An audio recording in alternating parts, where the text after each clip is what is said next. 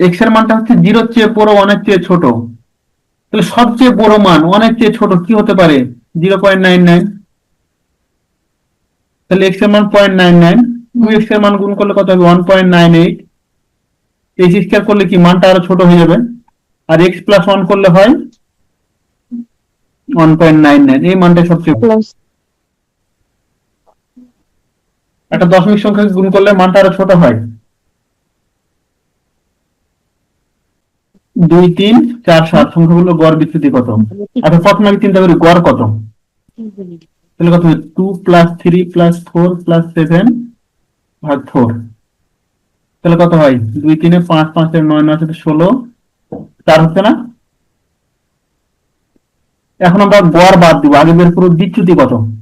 তাহলে বিচ্যুতি বিচ্যুতি বের করার সিস্টেম হচ্ছে প্রতিটার গড় থেকে প্রতিটা বিয়োগ দিব। 4 থেকে 2 কত পাচ্ছি? 2। আমরা কিন্তু পরম মানটা নিব, এখানে মাইনাস নিব না। 4 থেকে 3 পাচ্ছি হচ্ছে 1, 4 থেকে 4 0, 4 থেকে 7 3। এগুলো হচ্ছে বিচ্যুতি।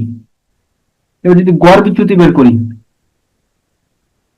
গড় বিচ্যুতি তার মানে এই যে সংখ্যাগুলো পাইলাম সেগুলোর গড় বের করতে হবে। 2 প্লাস 1 প্লাস 0 প্লাস 3 ভাগ 4, তাহলে কত? 6/4 সমান 3/2 অ্যান্সার।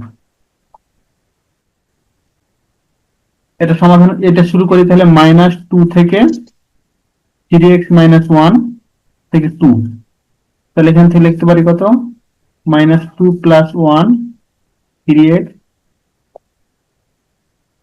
2 প্লাস 1 বা -1 3x থেকে 3 ভাগ করে দিই, -1/3 থেকে x থেকে হচ্ছে 1। সমাধান কি পাচ্ছি? একটা হচ্ছে -1/3 থেকে 1 পর্যন্ত, এটা অ্যান্সার।